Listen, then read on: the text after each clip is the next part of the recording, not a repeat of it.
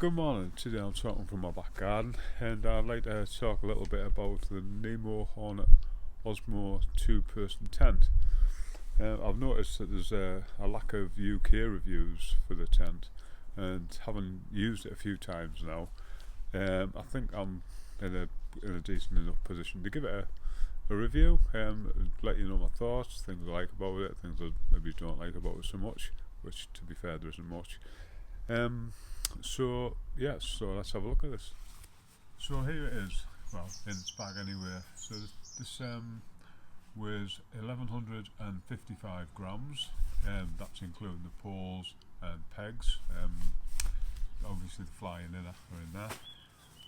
And I've also got the footprint, which I like to use.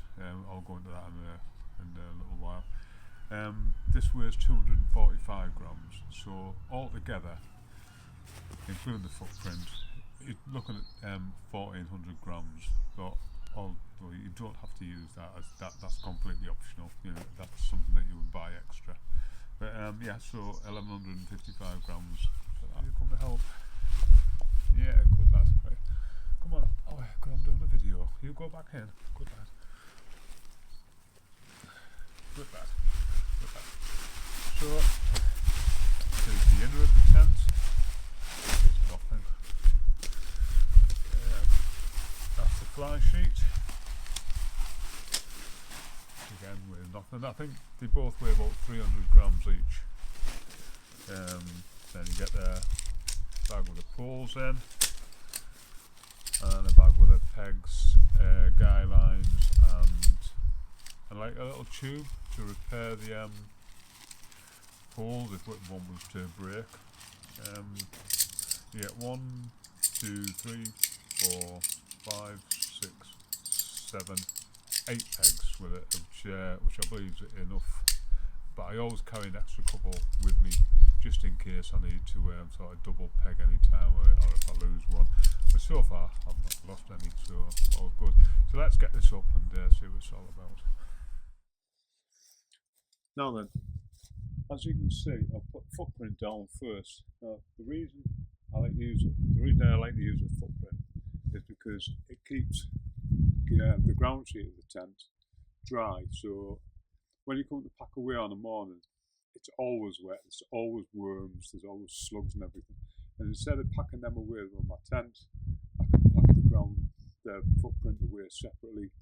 I even have it hang off the side of the bag, so it's not going to get everything else wet and slimy and covered in slug stuff. And of course, there's another reason. It's cheaper to replace the footprint than it is to get the ground sheet of your tent repaired. So if anything happened to it, if anything sort of punctured the bottom of your tent, it's going to let water in. And it'd be more difficult to replace the ground sheet than it would the footprint. And another great thing about a footprint is you can see how much area your tent's going to take up. You can get on it. You can have a feel around, make sure there's nothing sharp that's going to be sticking up through the tent, puncturing your air mattress. So for me, it's always a good idea to use a footprint, but of course you don't have to. That's just my opinion, and you might feel the ground sheet down, or not, as the case may be. The next thing that we need to do is put the inner down, and that just spreads out on the floor, on the ground rather.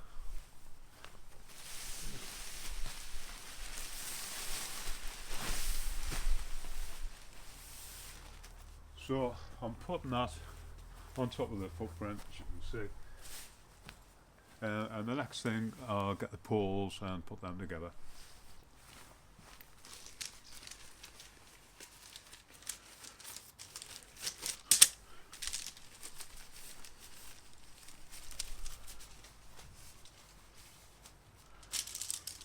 Now the poles are all attached to each other, so all you need to do is just shake them out, make sure they're all clipped in properly. If they're not all clipped in all the way, you know, like slid down all the way, it could damage them. when you're using it, so always make sure that you've got them pushed all the way in. Now this tent, it's got a triangular sort of configuration, which I've never used before. But, so you've got, right, so that just pops in there like that. There's another one, they just pop in like that.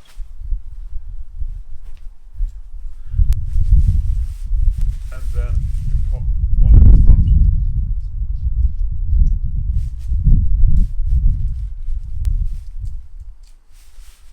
I'm probably making it look a lot harder than it actually is. So after we've got the pole up, we just clip the inner to it. Now there's this what our Nemo call a fly bar, which clips on, and that gives the tent a bit more room. It makes it a little bit wider. So it's just 1, 2, 3,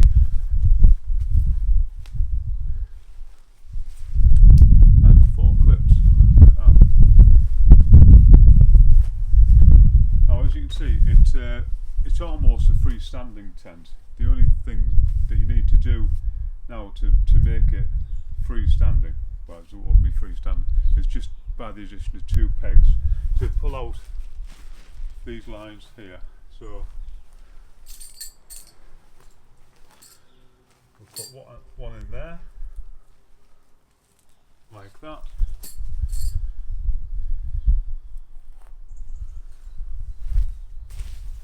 And another one.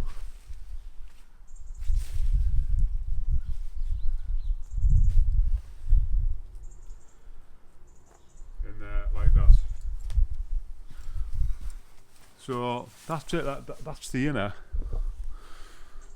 pretty much put in.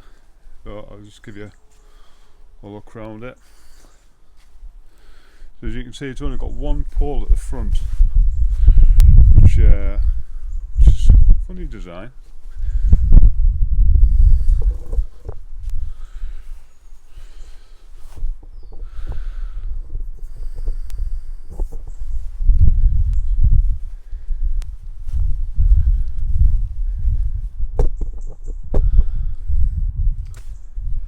Now though, while we've got while the fly's still off, I thought I'd put a couple of mattresses in now, so that you can have a look and see how much room there is inside for like real world.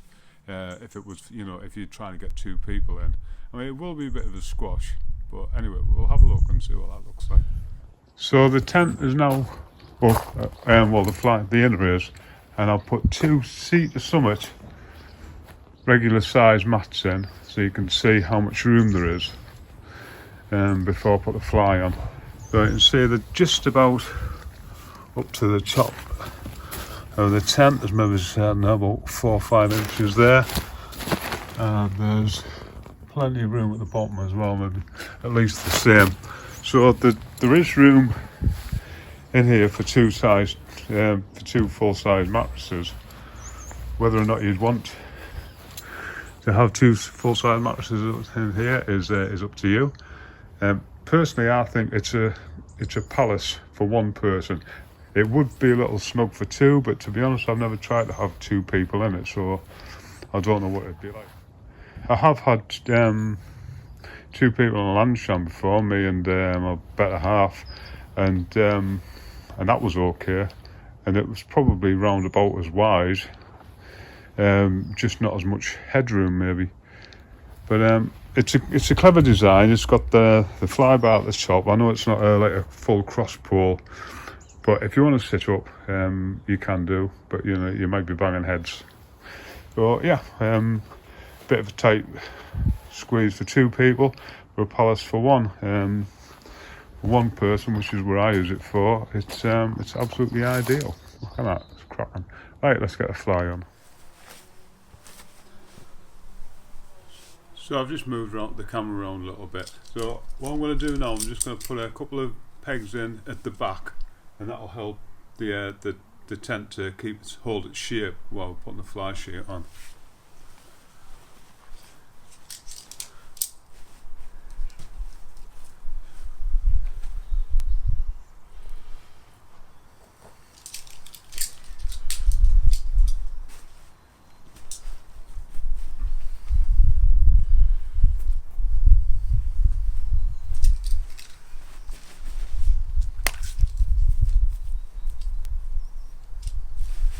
Boy.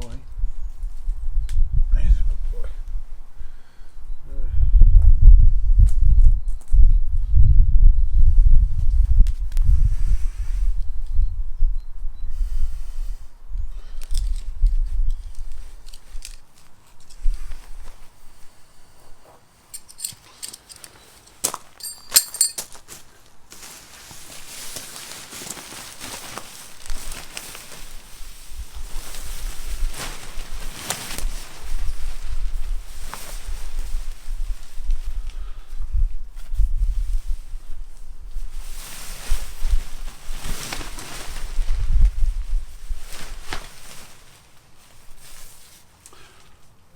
The two back corners have got hooks, and they just clip on to the clips on the inner.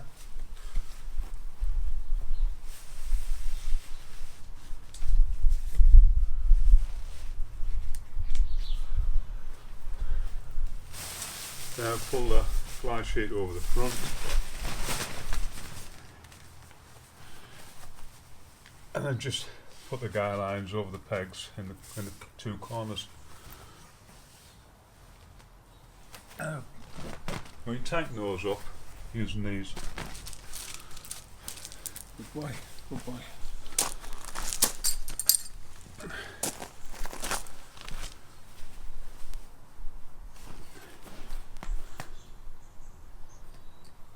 They need two more pegs for the vestibules and the doors.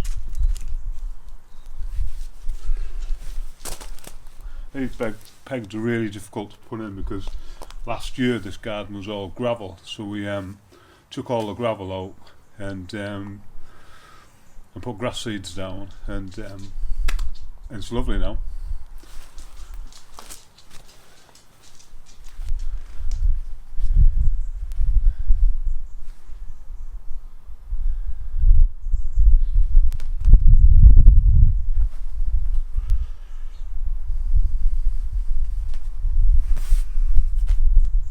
We didn't used to get much wildlife in the garden. Now we get hedgehogs in quite regularly. Don't we? Hey, you like the hedgehogs?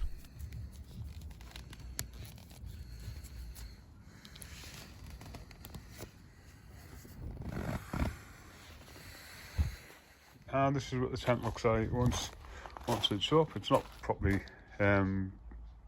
finished off yet, but it's fairly good. As you can see, it wouldn't be a four-season tent because there are gaps underneath the air vestibule where wind could get through. But they're good-sized vestibules, so you could do cooking in them. There's a big cutaway at the back. I'm guessing that's to save weight, to make the fly sheet a bit lighter. But it's well above where the netting is. Yeah, the mesh. So unless the rain was coming in from, upside down, you wouldn't get any rain in there. I've certainly not had any rain coming in this tent, and I've had it in thunderstorms. I'm not sure if it was a thunderstorm, but it rained like hell one night, and it didn't let a drop of water in, so I was very pleased with it, very happy with it.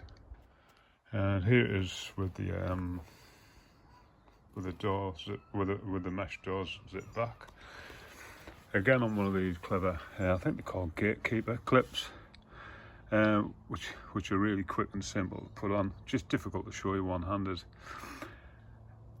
Now, another thing that I like about this tent is its design. As you can see, it's slightly sloped. Now that could be a problem if it's raining, the rain could go straight inside the tent, as you can probably imagine. But watch this.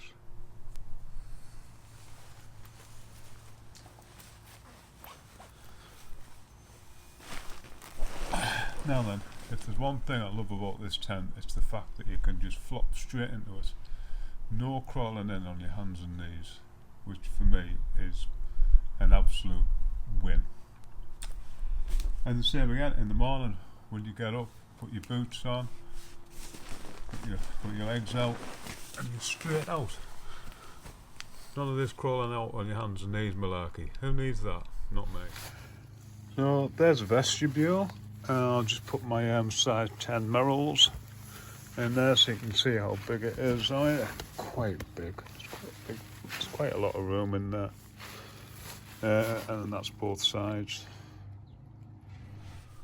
The Nemo Hornet Osmo 2P also comes with 4 guy lines, which attach one to each side on the back, one in the middle to keep this vent open, and one on the front if the wind's blowing that way.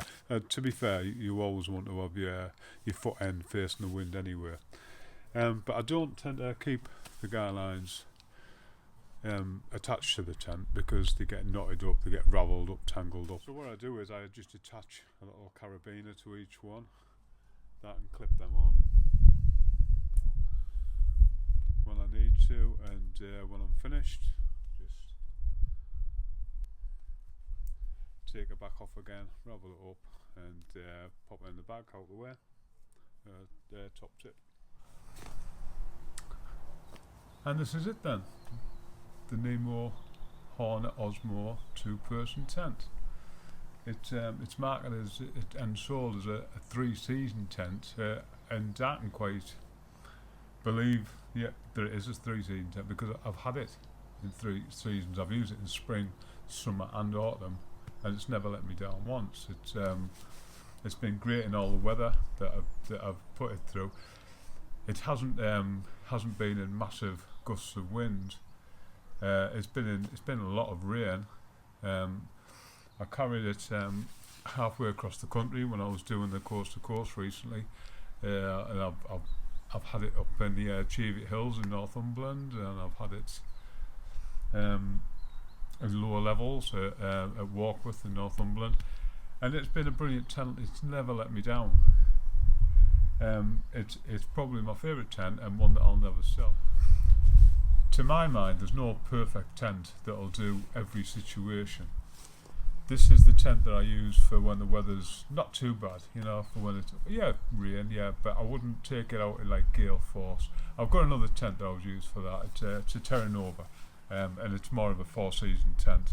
But I think that if you're going to go wild camping, then you need 2 tents. You need one that's lightweight, that's breathable, that you can use during the warmer months. That's not going to weigh a lot to carry, and it isn't going to be filled with condensation because it's not breathing. And you also need another one that's going to protect you from the elements when if it's snowing, if it's windy, that you can rely on something more durable. I'm not saying that this isn't durable, but it's not designed for high winds and bad weather. So I don't know if the door's supposed to be open like this, but I always carry a couple of clothes pegs with me, so that means that you can have this open, to enjoy your views when you're lying in the tent. When the weather's nice, if you know it's not going to rain, you wouldn't even have to have the fly on, and you could just look at the sky and the moon and the stars while you're sleeping. Another thing I like about this is this semi kind of solid mesh that goes, as you can see, it's at that level, so you're not going to get wind battering you from the side. So it's kind of like a 4-season inner just there. And I've slept in 3-season inners before, which are more meshy, and the wind comes under the door here, and your face and your head's freezing during the night. But this has got this semi-solid. Yes, well it is kind of solid inner here to protect you from the elements. So I hope you enjoyed this video. I hope that if you were thinking about buying one of these tents, that it might help you make that decision as to whether to or not. I know it is.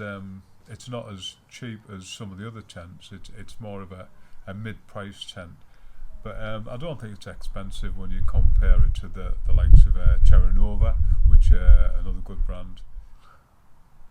From what I can tell, Nemo are a really good brand. They make some excellent products. People rave on about their sleeping pads and quilts and things like that. And I think the tents are probably at least as good. So I hope you enjoyed this video and let me know what you think in the comments. Thanks very much.